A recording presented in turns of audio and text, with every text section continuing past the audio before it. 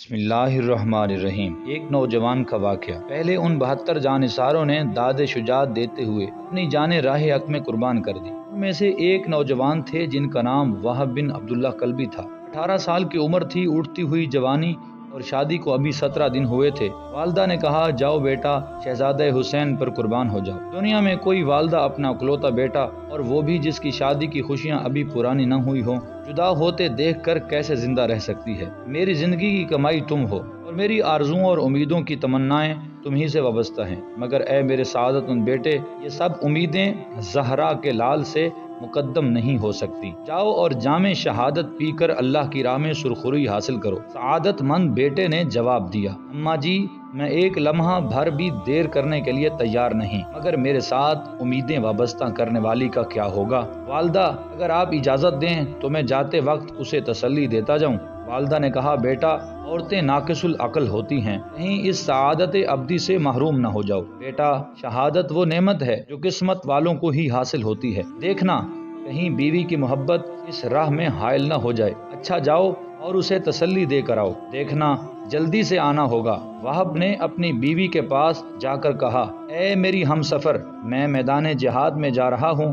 آج سید عالم صلی اللہ علیہ وآلہ وسلم کے نور نظر، علی کے لال اور زہرا کے لاڈلے پر امتحان کا وقت آ گیا ہے۔ میں تجھے تسلی دینے کے لیے آیا ہوں کہ اللہ تعالیٰ پر بھروسہ رکھنا اور صبر و شکر کے ساتھ وقت گزارنا۔ خاوند کا یہ ارادہ دیکھ کر نیک دل بیوی نے کہا، میں تیرے مرتبہ شہادت حاصل کرنے میں کسی طرح رکاوٹ نہیں بن سکتی۔ میں تمہیں بخوشی اجازت دینے کے لیے تیار ہوں، مگر تمہیں میرے ساتھ ایک وعدہ کرنا ہوگا کہ جب تمہیں مرتبہ شہادت نصیب ہو اور جنتی حوریں تمہیں لینے کے لیے آ جائیں تو اس وقت میرے بغیر جنت میں داخل نہ ہونا، مگر میں یہ وعدہ امام حسین رضی اللہ تعالیٰ عنہ کے روبرو لینا چاہتی ہوں۔ وہب نے کہا، مجھے یہ شرط منظور ہے۔ وہب اپنی والدہ اور بیوی کو ساتھ لیے حضرت امام علی مقام کی بارگاہ میں حاضر ہوتا ہے۔ وہب کی والدہ نے امام علی مقام کی خدمت میں عرض کیا، اے امام المسلمین، میری زندگی کی کمائی میرا صرف ایک یہی بیٹا ہے۔ مدت ہوئی اس کا باپ اس دار فانی سے کوچ کر گیا۔ میں نے اس کو بڑی محنتوں اور مشقتوں سے پال کر جوان کیا ہے۔ اب اس کی شادی کو صرف 17 دن ہوئے ہیں۔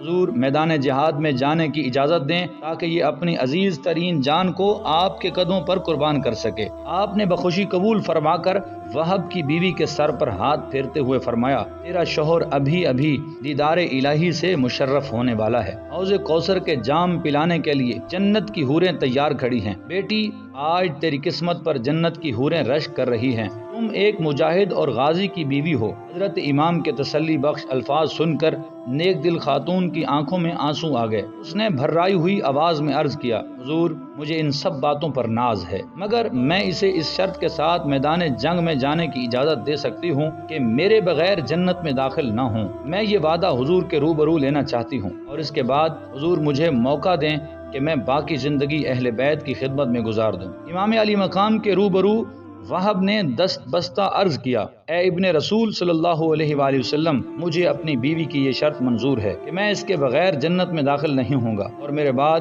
حضور اسے اپنی خادماؤں میں منظور فرمائیں۔ وہب سر پر خود پہنے، جسم پر ذرا زیب تن کیے، ایک ہاتھ میں نیزہ اور دوسرے ہاتھ میں ڈھال لے کر دشمنوں کے سامنے آیا اور گرج کر کہا، امیر حسین ونعم الامیر لہو لمعۃ السراج المنیر۔ یہ رجز پڑھنے کے بعد حل من مبارز، ہے کوئی مقابلے میں آنے والا؟ اس نوجوان کی ہیبت کو دیکھ کر دشمنوں کے دل دہل گئے۔ آپ دیر تک مقابل طلب کرتے رہے، مگر لشکر اعداء میں سے کسی کو سامنے آنے کی جرت نہ ہوئی۔ آخر ابن سعد نے اپنی فوج سے کہا، کیا اس چھوٹے سے بچے کا مقابلہ کرنے کے لیے میری فوج میں کوئی بہادر نہیں ہے؟ غیرت سے ڈوب کر مرتے کیوں نہیں؟ ایک معمولی سا لڑکا مقابل طلب کرتا ہے، کوئی سامنے جانے کا نام نہیں لیتا، کیا سب بزدل ہو گئے ہو؟ ابن سعد کا یہ طعنہ محکم بن طفیل برداشت نہ کر سکا اور گھوڑا دوڑاتا ہوا مقابلے میں آ گیا۔ اس نے آتے ہی وہب پر نیزے کا وار کیا۔ وہب نے اس کا نیزہ پکڑ کر اس زور سے کھینچا کہ وہ گھوڑے سے گر گیا۔ وہب کی تلوار بجلی کی طرح اٹھی اور ایک ہی وار میں اسے واصل جہنم کر دیا۔ وہب تلوار کے کچھ ایسے جوہر دکھا رہے تھے کہ جو بھی سامنے آتا ایک ہی وار میں ٹکڑے کر دیا جاتا۔ 20 کو قتل کر کے وہب نے اپنے گھوڑے کی باگ خیمے کی طرف موڑ دی۔ بیوی ٹکٹکی باندھ کر دیکھتی رہی۔ والدہ کامیابیوں کے لیے دعائیں مانگ رہی تھی۔ وہب نے گھوڑے سے اتر کر اپنی والدہ سے کہا، امی جان، اب تو مجھ پر راضی ہو گئی ہو، والدہ نے کہا بیٹا میں تجھ پر حشر تک راضی ہوں۔ پھر آپ اپنی دلہن کی طرف آئے جو اپنی آنکھوں کے سامنے اپنے سہاگ کو قربان ہوتا دیکھ رہی تھی۔ دیکھا کہ اس کی آنکھوں میں زار زار آنسو ہیں۔ وہب نے فرمایا کیوں روتی ہو؟ کیا تم نے مجھے بخوشی اجازت نہ دی تھی؟ ابھی آپ اسے تسلی ہی دے رہے تھے کہ میدان جنگ سے آواز آئی حل من مبارز۔ وہب یہ سنتے ہی گھوڑے پر چڑھے اور الوداع کہتے ہوئے میدان جنگ کا رخ کیا۔ بیوی کی آنکھوں میں آنسو کا ایک دریا تھا جو بہہ نکلا۔ وہب گھوڑا دوڑاتا ہوا میدان میں آ گیا۔ آتے ہی ایک ہی وار میں دشمنوں کا کام تمام کر دیا۔ ابن سعد نے کہا اگر یہی حال رہا تو ایک ہی نوجوان میری فوج کا خاتمہ کر دے گا۔ اس نے حکم دیا کہ اس نوجوان پر یکبارگی حملہ کر دیا جائے۔ حضرت وہب بن عبداللہ کلبی پر تیروں کی بارش شروع ہو گئی۔ جسم پر تقریباً 1500 تیر لگے اور حضرت وہب زمین پر گر گئے اور دشمنوں نے سر قلم کر کے خیمے میں پھینک دیا۔ ماں نے خون میں نہائے ہوئے سر کو سینے سے لگایا اور پڑھا انا للہ و انا الیہ راجعون۔ بیوی نے اپنے شہید شوہر کا سر گود میں رکھا، سر کے دوپٹے سے چہرے کی گرد کو صاف کرتی اور کہتی لے او یار حوالے رب دے، لمی پئی جدائی رب ملایا تے آن ملائیں گے، اور امید نہ کائی لے او یار حوالے رب دے، میلے 4 دن دے، اس دن عید مبارک ہو سی جس دن پھر ملائیں گے۔ یہ کہا اور اس نیک دل بی بی کا سر بھی خامن کی پیشانی پر جھک گیا اور دیکھا گیا تو اس کی روح بھی کف سے انصری سے پرواز کر چکی تھی۔